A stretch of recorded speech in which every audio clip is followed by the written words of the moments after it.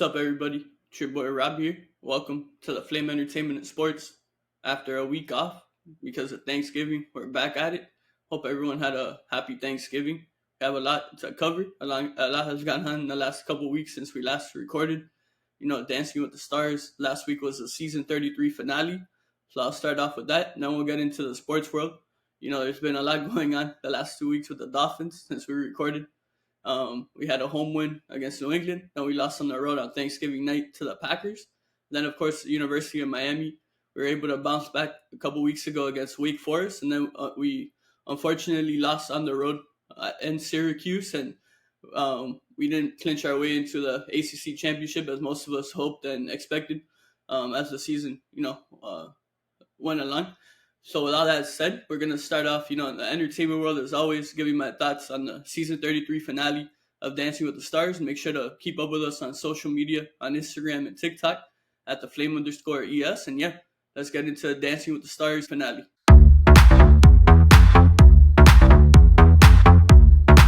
All right, guys, now it's time for the season 33 finale recap of Dancing with the Stars.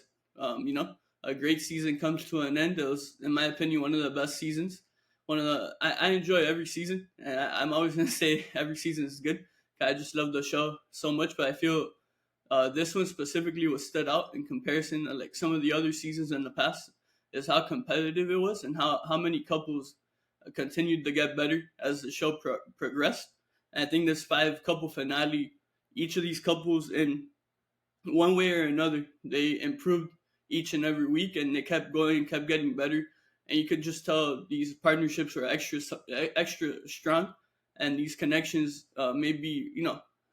connections that last for many years, and a lot of friendships I think will be made from this season of Dancing with the Stars. And with all that said, it was an amazing finale. Season 33 comes to an end. Like I said, we had Riley and Steven start the night off, and we had Joey and Jenna, then Danny and Whitney, Alona and Alan, and then Chandler and Brandon.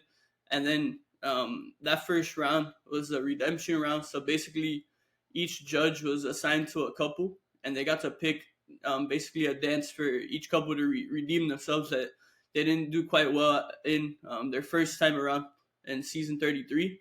Then after the redemption round, each couple had a freestyle round, which of course is a classic thing on Dancing with the Stars. That's your final dance of the season.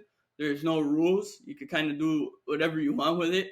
So it's pretty cool, and it's always a fun and entertaining, round to watch because, like I said, there's no rules, So they get to do things that they couldn't really do before throughout the season. And then throughout the night, as always, we had some sprinkled in dances and appearances of all the couples of season 33 of Dancing with the Stars, from Anna Delvey and Reginald Vell Johnson to Phaedra Parks. Everyone was involved in this finale. Of course, you had a little moment where it was Jen and Sasha, and then Brooks and Gleb. A couple rumored couples right off the dance floor there. So that was pretty funny. I think that was smart by Dancing with the Stars in terms of marketing and social media and all that to get people talking and to get attention to the finale. So I thought that was really smart by them. But yeah, it was fun, to see all the couples from this season, appear. Then, the final dance of the night was all the pros that would be going on tour. They did their own dance to kind of give a little preview for the upcoming, 2025 tour.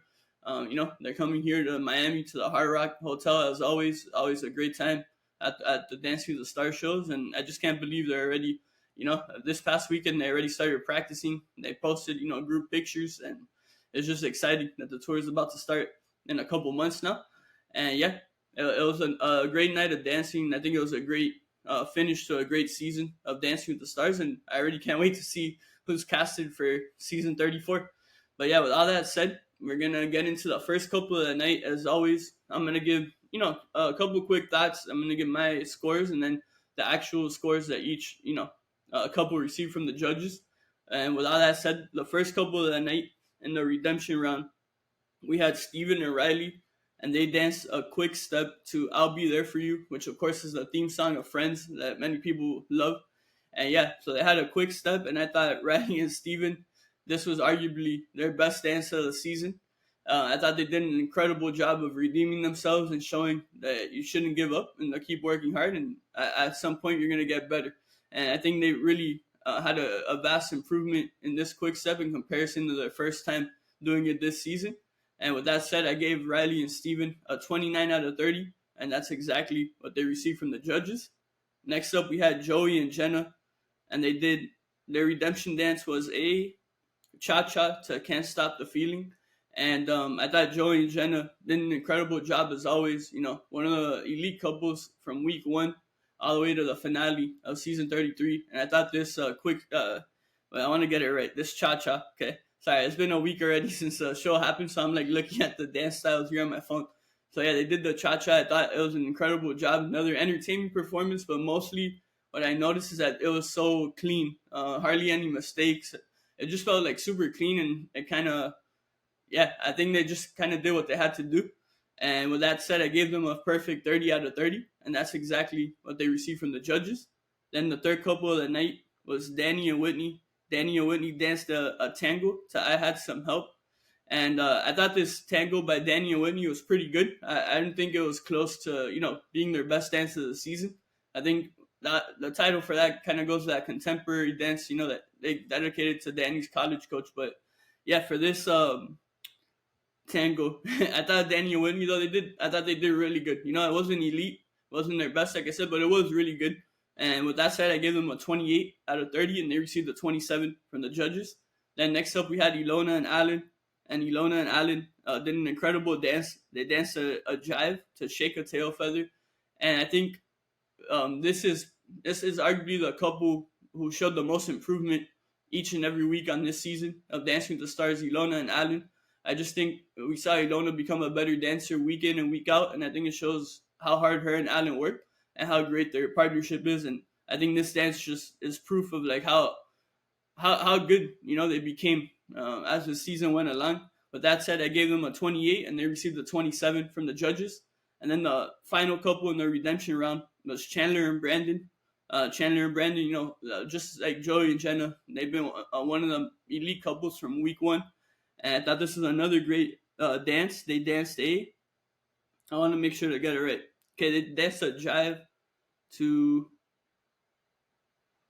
Fits to APT. I think that's what they danced a jive to APT. Okay, by Bruno Mars, I guess. But yeah, so I thought Chandler and Brandon, I thought it was a really great dance. I don't think it was their best. Because with that said, it's hard though, because they've had arguably an elite dance almost every week. So it's kind of hard to top, all the great dances they've had already. So yeah, I don't think it was their best dance. I don't know. I felt like it was missing a little bit of something, a little bit of more. I don't know what it was, but I didn't give it a perfect 30. I know most people would have. I gave it a 29 out of 30, and they received a 30 from the judges. So in the redemption round, we had 2 perfect scores from the judges, Joey and Jenna, and Chandler and Brandon, followed by Riley and Steven with 29, and then tied were Danny and Whitney and Ilona and Alan with 27. Then to move on to the freestyle rounds, the first freestyle, to me, will arguably go down as one of the best freestyles in the history of Dancing with the Stars. It was Steven and Riley. They did a freestyle that was dedicated, to Steven's background as a gymnast, in the Olympics this past summer. A couple of his teammates were part of the dance. It was a mix of gymnastics and dance, and I thought it was just one of the best freestyles I've ever seen, and it speaks volumes in general, but especially you think of Riley. It's her second season. This is her first ever freestyle. I think she absolutely killed it. I thought her and Steven, to me, this was their best performance of the whole season. So, they saved the best for last, and they left it all out there. With that said, I gave them a perfect 30 out of 30, and that's exactly what they received from the judges. Then we had Joey and Jenna. They dedicated their freestyle to tennis. As Joey, he's a tennis coach, and he grew up a tennis player. So it was very much tennis themed. They're each in tennis outfits, and they had the paddles with them and stuff like that, and the paddles lit up in the dark and stuff like that. And it was all about tennis. I don't think it was as good as Steven and Riley's, but with that said, I think it was good enough and so technically good. No mistakes in terms of the dance. I gave them a 30 out of 30, but they received a 29 out of 30 as Carrie Ann gave them a 9. Then we had Danny and Whitney, who I think you could call them the best costume freestyle of the night. They dressed up as Barbie and Ken, from the movie Barbie. And first of all, the makeup department, the Zion crew, whatever you call it, of Dancing with the Stars, shout out to them. They absolutely killed it because these two look like they're Ryan Gosling and Margot Robbie in the Barbie movie. So yeah, from a costume perspective and an entertainment perspective, I think it's a 30 out of 30. But with that said, I felt like there needed to be a little bit more dance content because at the end of the day, it is like there's no rules, but end of the day, the show is about dancing. So with that said, I gave them a 29, and that's exactly what they received from the judges. Then we had Ilona and Alan, who I think, along with Steven and Riley's freestyle, will go down as one of the best we've ever seen. It was an amazing dance, kind of dedicated to like to women in general. Ilona, she always looks beautiful. Like to me, from week one, I had never really like followed her in rugby or anything like that, and I was just like, wow, like that's one of the prettiest women like of all time. And yeah, she looked absolutely amazing in this freestyle. She killed it, and she showed once again that she blossomed into a dancer in front of our eyes this season. And I think this freestyle was just incredible by her and Alan. I gave them a 30 out of 30, and that's what they received from the judges. Then the final freestyle of the night was Chandler and Brandon. They dedicated theirs to the black community or the black entertainers who came before them. As they made Dancing with the Stars history as the first black couple to reach the finale, which was just mind blowing to think about. I didn't even know. I couldn't believe it. I thought for sure there had been other black couples in the past, but yeah, Chandler and Brandon, they dedicated it, it was a special thing to dedicate it to, and they absolutely killed it. They did an incredible job. This will also go down as one of those iconic freestyle dances. And yeah, I gave them a 30 out of 30, and that's what they received from the judges. So yeah, basically, Steven and Riley's, Ilona and Alan, Chandler and Brandon, I think those freestyles will go down in Dancing with the Stars history. And with that said, Joey and Jenna's was great as well. Daniel Whitney, it was more of an entertainment sort of thing rather than dance, but it was still memorable. But yeah, those are the final dances of season 33 of Dancing with the Stars. And like I said, after that final freestyle of Chandler and Brandon, all the pros that are going on tour did their own dance, and it was super entertaining to watch as always. Then for the final results, here are my predictions. I literally do these on the final commercial break. My predictions were Daniel Whitney, like from fifth place to first place. We had Daniel Whitney, Steven and Riley, Ilona and Alan, Chandler and Brandon, and Joey and Jenna. And the actual results were Daniel Whitney, Steven and Riley, Chandler and Brandon, Ilona and Alan, and your season 33 Dancing with the Stars, Len Goodman Mirrorball champs, Joey and Jenna. So I only got second and third off there. But yeah, congratulations, to Joey and Jenna Johnson on an amazing season of Dancing with the Stars, and congrats to every couple who made it to this finale. Like I said, it's one of the most, in my opinion, it'll go down as one of the most competitive seasons in the history of Dancing with the Stars, and I was super happy to see, Joey and Jenna holding that trophy. Pasha was holding up Joey, Val was holding up Jenna, and it was pretty cool too to see Sochi and Val hand down that champion title now to Jenna and Joey. Staying in the household, as Val and Jenna are a couple. So yeah, congratulations to them. Congrats to everyone over there Dancing with the Stars. It was the highest rated finale in the last 4 years, the most votes in a finale in I believe like 7 years or something like that. There's multiple voting records that were broken this season throughout season 33. So a lot of good stuff for Dancing with the Stars, and I'm super happy to see it as a lifelong fan of the show. So yeah, I hope you guys enjoyed my thoughts. I know they're a week late, but obviously, it was Thanksgiving and it was just a lot going on, a lot of traveling, stuff like that. So yeah, those are my thoughts, on the season 33 finale, Dancing with the Stars. And yeah, like I said before, I can't wait for season 34. And I'm hoping now in the off season, I'll still be able to implement Dancing with the Stars here and there. Maybe I could, bring on some people to interview who have been part of the show or who cover the show, stuff like that. I still want to keep it around the flame, not just like abandon it because there's no season going on.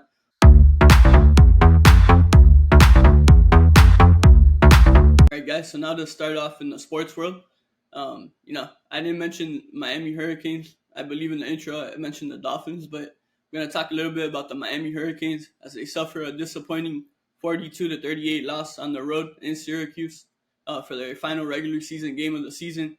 They dropped to 10-2 on the year. They're up 21 nothing in this one. And in the third quarter, Syracuse tied it at 21. Then after that, it was kind of a shootout, and ultimately the Miami defense couldn't stop Syracuse in the second half. The offense was good enough, as they usually are, but the defense, like they've done all season long, just couldn't stop anyone. They couldn't make tackles. All of a sudden they didn't know how to tackle. But overall, to be up 21-0 in a game that if you win, you clinch your way to your conference championship, it was just super disappointing all around. And I think obviously everyone wants to bring up the defense, and I understand they did a terrible job. But at the end of the day, I think people a lot of times forget to look at the head coaches, and I'm a huge Mario Cristobal fan, and I still am. I don't want him gone. I want him here. To see what he's done in a short 3 years is just incredible to think about. When you think about what he inherited, it was a piece of crap, right, program that he inherited, and look what he's turned it into in 3 years. So it's exciting for the future. But in terms of this game in general, specifically, the be up 21-0 and the lose is just absolutely unacceptable. I don't care who you're playing. I don't care if you're in high school, college, NFL, whatever it may be. Just absolutely unacceptable. And these are things that can't keep happening. But yeah, it was just a super disappointing game.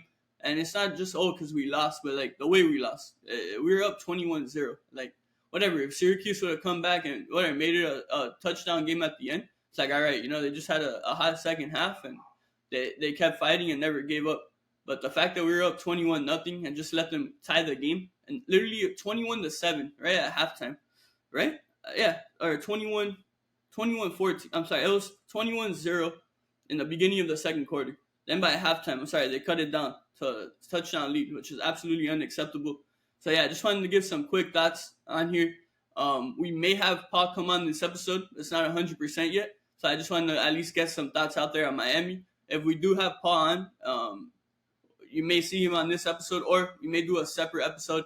Being that the regular season wrapped up, the conference championships are this weekend. It's a big time in the college football rankings. And with that said, in the rankings now, Miami dropped. We dropped it all the way down to the final spot in the playoff right now. Currently sitting at 12, and basically, they put Alabama in front of us, which I don't agree with. Alabama has 3 losses. We have 2.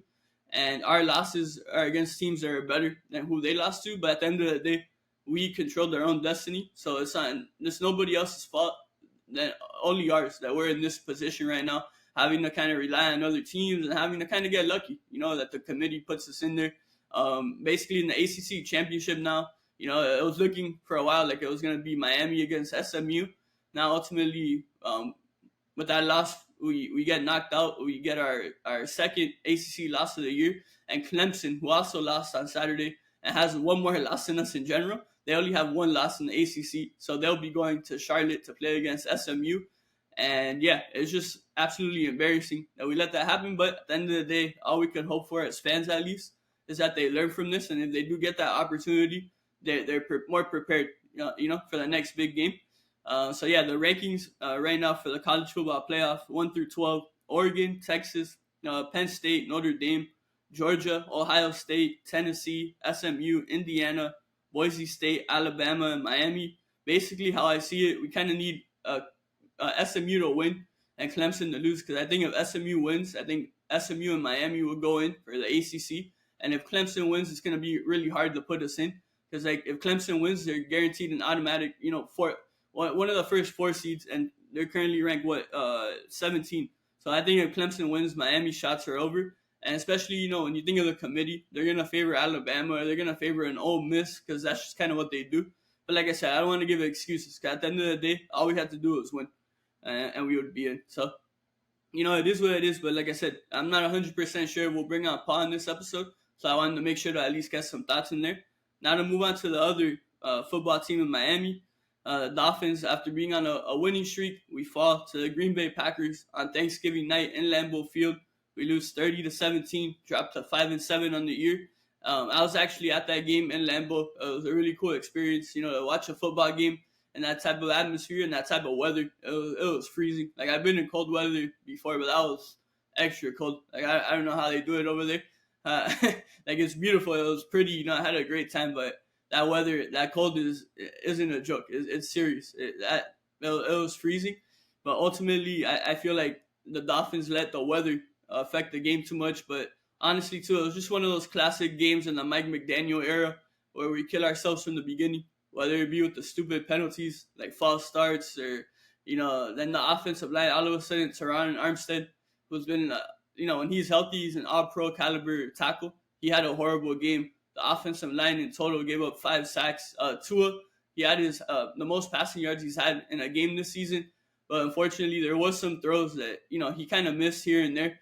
But I do think Tua did good enough to win, and it's annoying sometimes when it looks like we need Tua to be perfect in order for us to have a chance to win, and that just absolutely makes no sense when you look at all the great teams every year around the league. It's a whole team. I think Mike McDaniel did a terrible job, and now it clearly shows. Like, obviously, I'm more of a I test type of guy rather than numbers, but even you look at the numbers now, in his 3 seasons as a head coach here, he's 1-15 against teams over 500.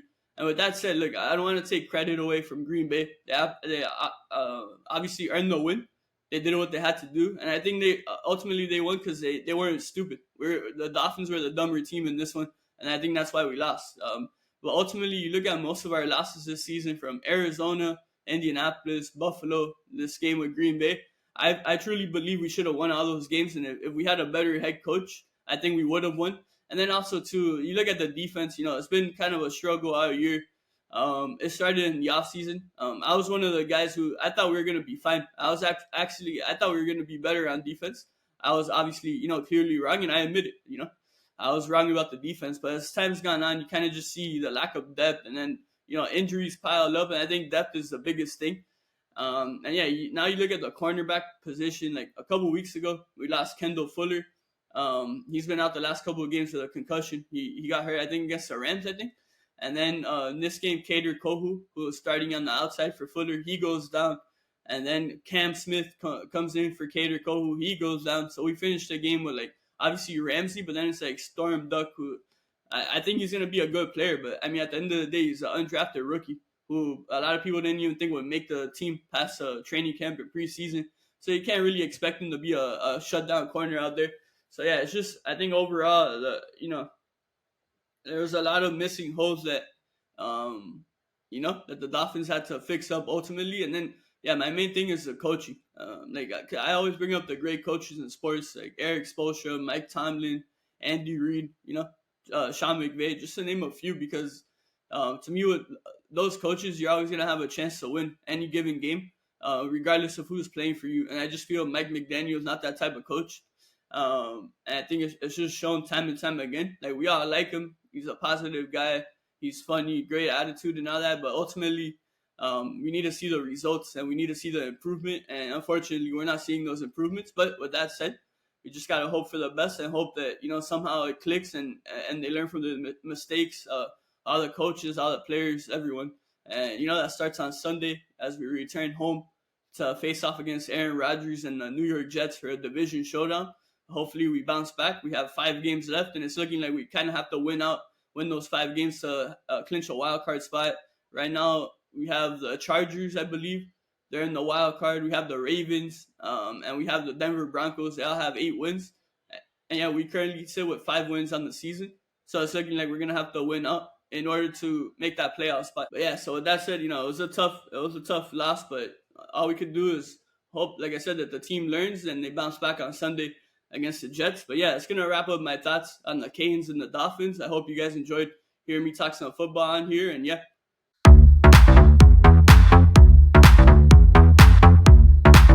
All right, guys, thank you so much for tuning in to this episode of the Flame Entertainment and Sports. I hope you guys enjoyed hearing my thoughts on the season 33 finale of Dancing with the Stars, and as well as my thoughts on the Canes, disappointing loss to Syracuse, and the Dolphins Thanksgiving night loss to the Packers. Make sure to keep up with us on social media, on Instagram and TikTok at the Flame_ES. Tune in for more content coming your way. Make sure to subscribe on YouTube, Apple Podcasts, Spotify. And until next time, everyone, take care.